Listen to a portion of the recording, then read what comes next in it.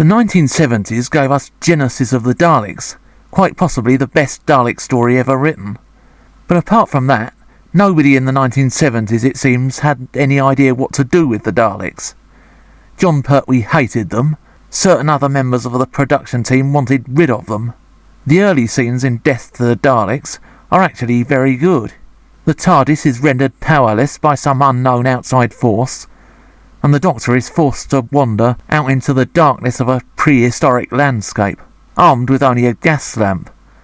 Sarah Jane finds his lamp and it's covered in blood. She is forced to hurry back into the TARDIS, previously a safe place, only to be attacked by a hooded brute. Also very effective are the scenes of Sarah roaming near a huge, mysterious city, and the sacrifice scenes, which involve a lot of chanting religious fanatic types wearing robes which look like they've been made out of flayed human skin. But unfortunately then the Daleks arrive. They roll out of their spaceship, accompanied by a tune which seems to have been inspired by 3 blind mice, and proceed to not be able to kill the Doctor. Their weapons have been rendered powerless by the city, which is a sentient being. The idea of a living city which destroyed the civilization which created it, and forced them back into the Stone Age, could actually have been an intriguing one. But not only does this story abandon all that in favour of the usual Dalek stuff, it doesn't even seem to be taking the Daleks particularly seriously. Whenever we see them, they're accompanied by that silly music, and they seem to have nervous breakdowns and explode just because people are nasty to them. In a more recent story, Remembrance of the Daleks, it was explained that a Dalek who no longer serves any useful function will be destroyed by its own logic. But that is never explained here. If the Daleks had remained unarmed throughout this story, it would have forced them to be clever and cunning, but soon you realise they were disarmed merely to provide a solution to a cliffhanger. They soon fit themselves with projectile weapons, and then it's Dalek business as usual.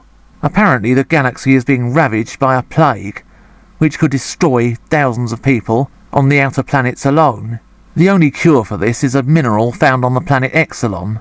And how do the governments respond to this galactic-wide crisis? They send a handful of people who look like they've just walked in out of a middle-class sitcom.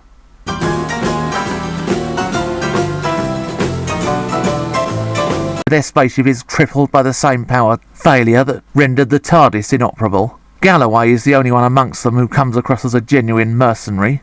There is a rumour that this was the story that persuaded Jon Pertwee to hand in his notice.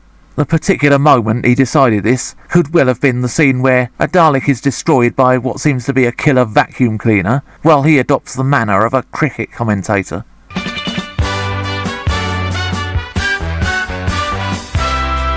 Later he manages to find his way into the city, and a journey through the body and mind of a sentient city should have been intriguing, but it just feels like he's solving puzzles in a naff game show.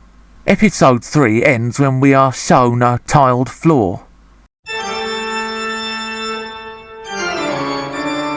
This is actually a trap, but it's only made clear in the next episode. It looks more like they wanted to make sure fans of architecture tuned in next week. The Daleks would star in some great stories later in the series, but at this point it looks like death is too good for them. Deeper in the darkness you